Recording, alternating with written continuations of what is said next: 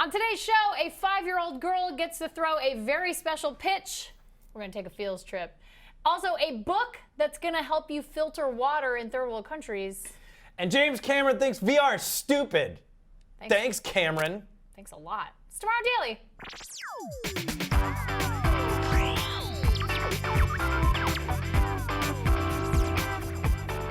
Greetings, citizens of the internet. Welcome to Tomorrow Daily, the best geek talk show in the known universe. I'm Ashley Skella. That's Khail Anonymous. You're back. Welcome back. Yeah, I am. I feel like I was here yesterday, but I wasn't. And it was super bizarre because I sent my identical twin in to host the show, and she just pretended to be me. We have enough footage of you now that we just edited you in, actually. Wow. It was just like audio, and we synced it, and You used Siri. Twin for pickups, like Siri's one voice. or two pickups. It was That's super easy. Pretty impressive. Didn't have to pay anybody. It was amazing. It was great. Please don't tell our boss that. All right, let's hit the headlines. I'm so glad we're starting out with this one. Okay, so VR, everyone has their kind of different opinions about it. Whether or not it's going to be huge, we don't know, but everyone's excited about it. Except for James freaking Cameron, okay? Because there was a Wall Street Journal event, okay? We're going to reel back. There was a Wall Street Journal event in which James Cameron had a chance to speak, and he said about VR, there seems to be a lot of excitement around something that, to me, is a yawn, frankly. Well, those are fighting words. Easy there, James Cameron. Those are fighting words. Before we crack into this, before we crack into how we feel about him saying that, because we could be happy, we could be mad, if you can't tell. He says that there hasn't really been a VR app that has really impressed him. It's been more like you just kind of look around in an environment.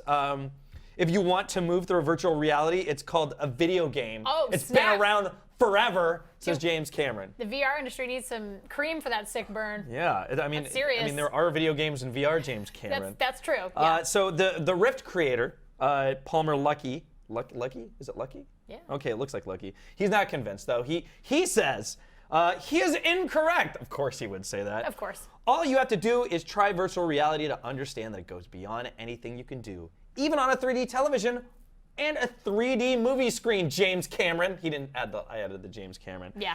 So there you go. I mean, I can understand what James Cameron's saying, but Yeah. I don't know if you know anything about the way that he made Avatar, but he created this new technology in which they basically made the entire setting, and then he had this movable camera where he could walk through, I don't know if this is footage of it, but he could walk through the environment and use this virtual screen to take different shots. To see, So he was going around, yeah, they're basically doing that in this shot. I was actually at this event, I think. Yes, I was at this event.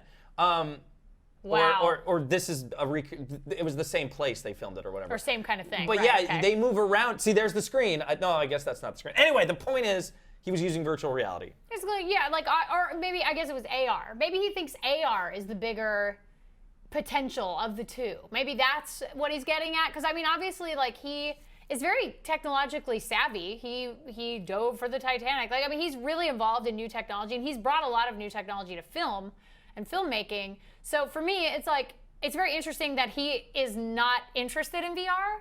Yeah. But I think remember so many times when we talk about VR, we always say you have to try it, you have to really see it, and it's got to be the right thing to spark your imagination. Because the thing is if I threw on a video game for my mom, she wouldn't be interested. But if I gave my mom a virtual tour of Fiji, she could go and see, or Listen, James. coral reefs in Australia, yeah, she would be stoked. Yeah. She would be so jacked about that and be like, I get it. And so maybe it's just there's not a specific thing yet that he's seen, like he said, that's really opened his imagination about VR. Maybe he thinks it's AR. Listen, James. You have a lot of cool tech and you get to do a lot of crazy things in a virtual and augmented reality space. True.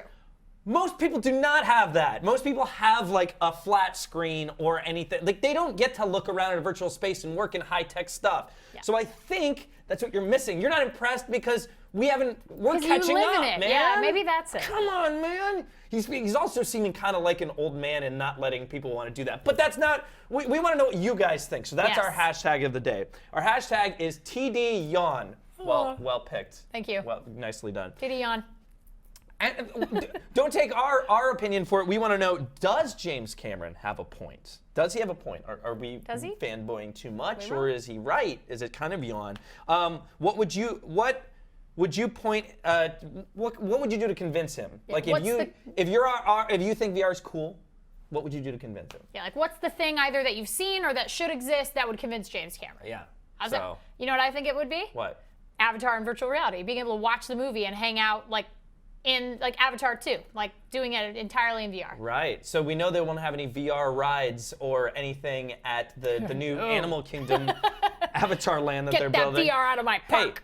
Hey, James Cameron says what James Cameron, because James Cameron is James Cameron. That's very true. It's very true. But I like your point a lot about he is so immersed in the most cutting edge technology that maybe it's not as impressive to him. Yeah. I think that's actually a really good salient point. Yeah, like, that's really smart. It's like when I show an old person like a phone and they're like, whoa! And I'm just like, no, this is I have like a generation behind. They have one that just came out 6 months ago. Yeah, but they're just blown away by it. Yeah, no, I get that. That's so there you go. Point. Let us know. TD Yawn. Yawn. James Cameron. Yawning. Meh. He basically was like, VR. Meh. All right. Stinking billionaires. I got to tell you about this. This is really cool. I saw this and thought it was actually pretty brilliant. So a lot of people in the world don't have access to clean water. And one person who is a Carnegie Mellon University postdoc, her name's Teresa Dankovich, she's been thinking a lot about that. And so she came up with this really brilliant idea called the drinking book. This is called the drinking book. And these are pages. You see her like sifting through these things. It's an actual book, and the pages can be torn out and used to filter water to 99.9% purity. Oh, wow. It's so cool. Like, I love this idea. Okay, so each page has 2 filters. You can tear out a filter, you insert it into a holder that comes with the book, and then you pour dirty water through it, and it filters it out. And they were saying that like there's still some levels of nitrates and other trace amounts of stuff, but it's well below what the standards are for the World Health Organization and the EPA standards. It's well below that. So here you go. Slide this in a custom filter box, pour water through. Again, the book comes with this filter box, and then there's your drinkable water. There you have it.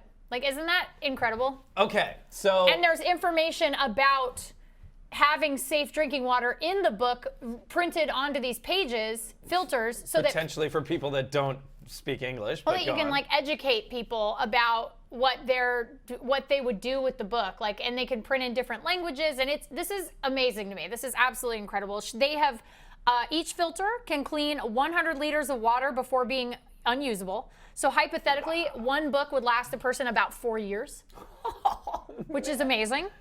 It comes in the box. That's the filter box. Pretty cool. It was field tested in South Africa, Ghana, Haiti, and Kenya. And it had, again, 99.9% purity when filtering water that had high bacteria concentrations from recently dumped raw sewage. 99.9% purity. Pretty amazing. She wants to do more studies. She wants to keep refining the book. I just think it's a really cool idea, and honestly, good for you. Yeah, that's pretty cool. So Teresa Dankovich. Is she getting it out there, or is it just a concept now? No, it's out in field testing. She's bringing it to countries. I think she's going to try really hard to kind of ramp up manufacturing it. I'm sure if we could make more of them quickly, then it would be a little easier to get them out to more countries. But she is field testing them, so they are out there, and people seem to respond very well to them. So good for you. Yeah. I really would have liked it if she had like printed on like school books, so that not only do they get this filter, but the kids are like learning, and also they have to read really fast because they're thirsty. Yeah. And they're like, I need a drink, and then read through my book. I'm not even making fun. I'm just saying, first chapter, and then I get water. They get a bonus out of it. So. Well, she does have like all of the pages have facts about clean water, like how to use the book. Like it's all in there. Like basically, the book is also the instruction manual, which is pretty amazing. So good for you. Yeah, but imagine if The Martian was printed on that, like the book The Martian. He makes water in the book, like creates water. See? So much science, you guys. See? Okay, so last thing, but certainly not least, do you have your permission slip for the fields trip we're about to take? My dog ate it. Okay, that's fine. I'll forge your mom's signature. There is a little girl. She's 5 years old. Her name is Haley Dawson. She is a huge Baltimore Orioles fan who also happens to have what is called Poland syndrome, which I've never heard of this syndrome, but apparently it causes kids to be born with abnormal or missing abdominal muscles on like one side of their body, but it can also debilitate their hands. And so she has a hand issue, like a deformity or an abnormality that allows her to not really use it very well. So her parents turned to the University of Nevada, Las Vegas, and they said, hey, could you help us make prosthetics? Because we've talked about it. They're expensive. They're really expensive. And of course, she's growing. She's a little girl, so she's going to need more as she gets older. They said, sure, no problem. Engineering department's on it. We got it. And recently they made, I believe this is her third one. It has a Baltimore Orioles logo on it. And she threw out the first pitch with that hand, that 3D printed hand, at a Baltimore Orioles game. Whoa! And I love the fact. So she's got it on. It's on her right arm, and they're going to hand her the ball, and she's going to throw it. This is her favorite player. Aww. It's her absolute favorite Baltimore Oriole, and she's super cute, and her parents were really excited about, first of all, the idea that, I think they said the first one she grew out of, the second one I think broke after the mom was trying to restring one of the fingers, and then they printed her a new one, and now they're working on a fourth one, and they're going to keep improving the hand every single time they give her one. But it's a myoelectric prosthetic, so she. Oh my God! Give her the ball. I know, give her the ball already. I know this video takes a little while to get there. Her brother sucks. Yeah, there we go. Well, that might be maybe it's the ball boy.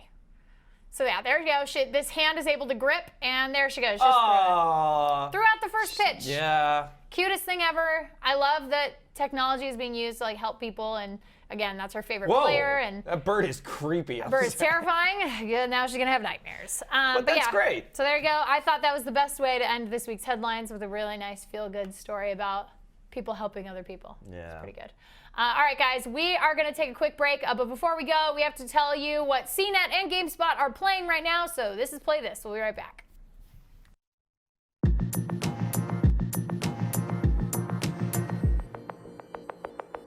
All week, I have been playing Polybridge because in a former life, I was possibly an engineer or a mad building psychopath. Yo, CNET, it's been over 10 years since N first came out, the Flash game. It's been over 7 years since N Plus came out. N++, now on PS4, you're a ninja, you collect gold, you go in the door, done. So I have been playing Everybody's Gone to the Rapture. It is a walk 'em up, or WUMP. I have been playing Rare Replay lately. It is 30 games for Xbox One from Rare, the old developer that made Perfect Dark, Banjo-Kazooie, Battletoads, which I just played for the first time because of this collection. It's amazing because in addition to constructing useful things for the world, I can also build hideous monsters that also help cars get across a river. It's about this town that's completely empty, everyone's gone, and you don't know why, and you need to figure out why they're all gone. Presuming from the name of the title, they've been raptured, but that's not exactly the case. Been having a lot of fun with it, but a lot of the games kind of don't hold up as well as you might expect. Others still do, but yeah, all in all, I'm having a good time with it. I really like the story. I think it's a really great tale of like love and science and mysticism, and I really like the way the game is non-linear and lets you unravel it at your own pace and sort of figure it out for yourself. So it ticks both boxes of me creating and me destroying.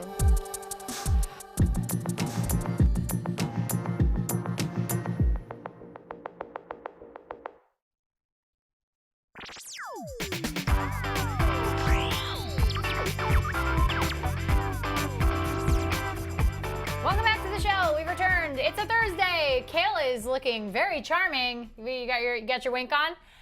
It's a Thursday, which means it's time to tell you about the stuff we like. I mean, we do that all week, but now it's really important. This is Into It.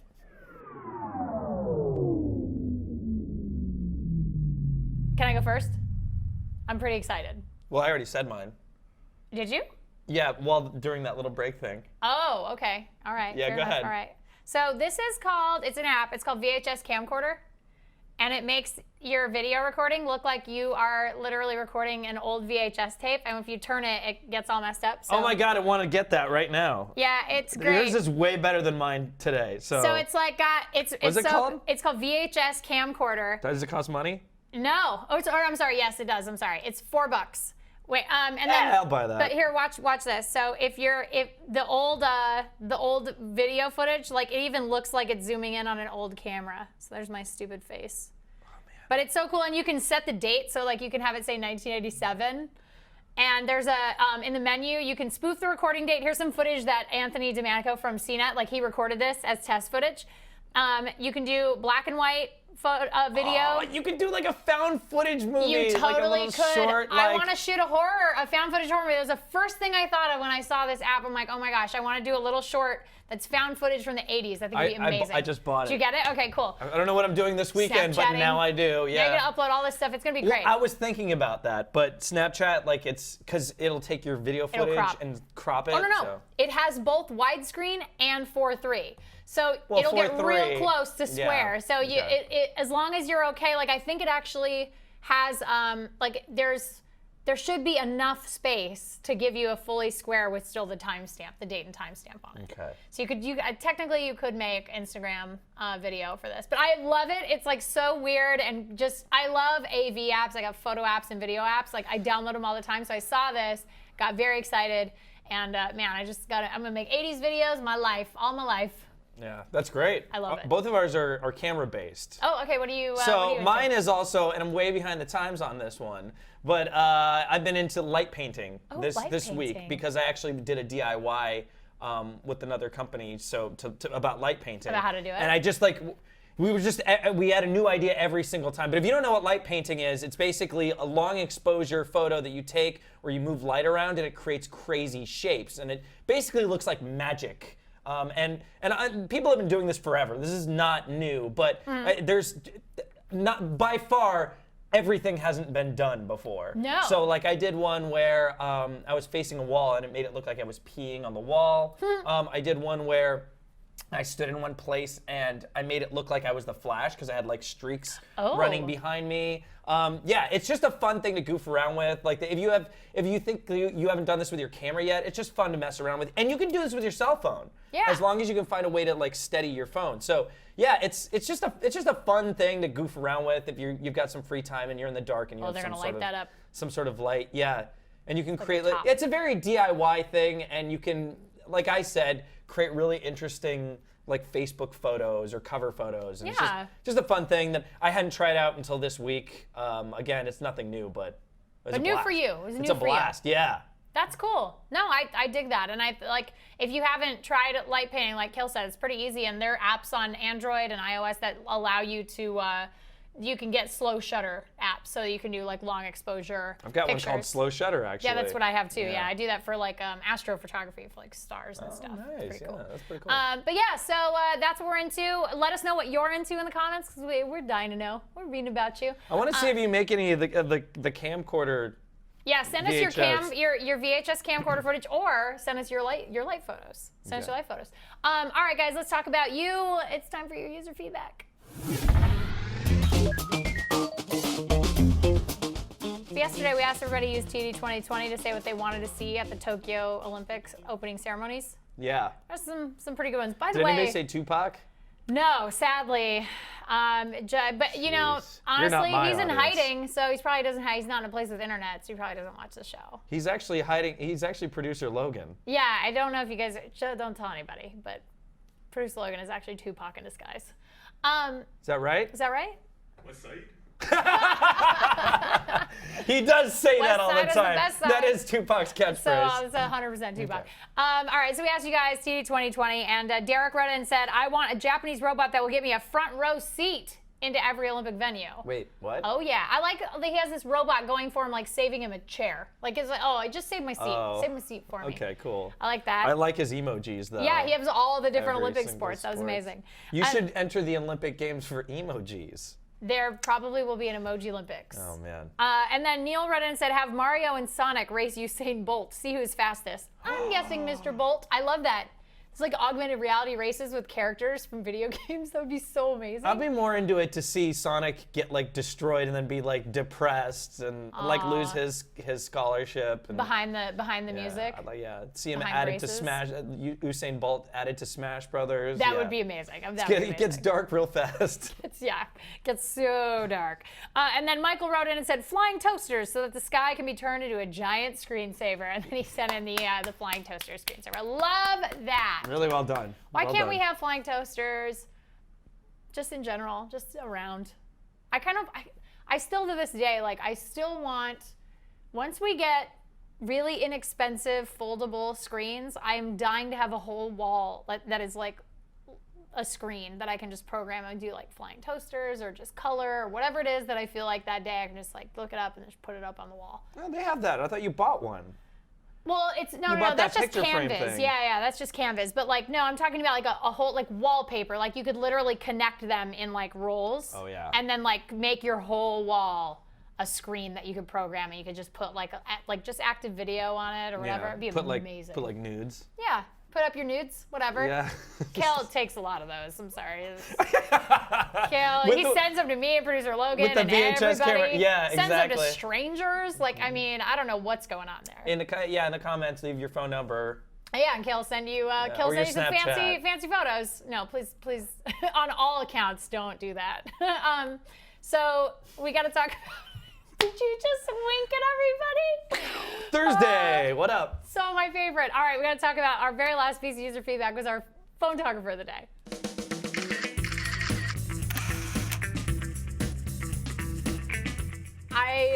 That was maybe my favorite moment of all time on the show.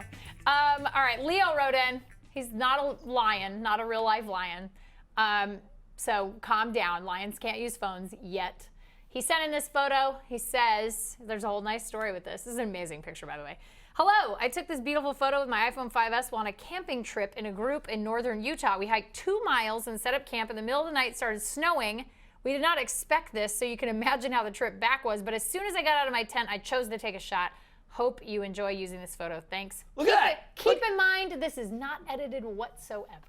Look at that mountain. Look at everything. That looks like a render in Skyrim. Yeah, or like a painting. That is legit. That's like Bob Ross painting, right? I'd have to put a little tree in there. Exactly. It paints a little tree. Nobody on this show who's watching knows who Bob Ross is, unless they love internet memes, in which case they totally know who Bob Ross is. Yeah, that is an amazing picture. It's absolutely amazing. It looks incredible. That's a place that I would like to look at in a picture, but never go to because I don't like cold. The only thing missing from this picture is Tupac. Like a holographic sure. Tupac just in there. Holographic Tupac doing a concert. You think you'd ever go right there? Next to the lake. You think you'd ever go there, Tupac? I don't know. I like California. Fair enough. They know how to California's the best, party. yeah. All right. It's true. All right, There you guys. have it. And there you have it. If you want to send in your photography, send us your photo, your device you took it on, and permission to use it to tomorrow@cnet.com.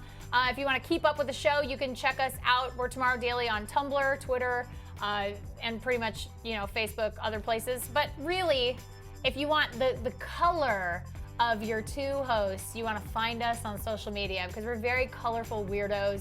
And so I'm at Ashley Esqueda on Twitter. And I'm at Khail Anonymous. And that's it for the show this week. We'll be back on Monday with a brand new docket of weird, wonderful science fact and science fiction. But until then, be good humans. We'll see you guys next time. Bye.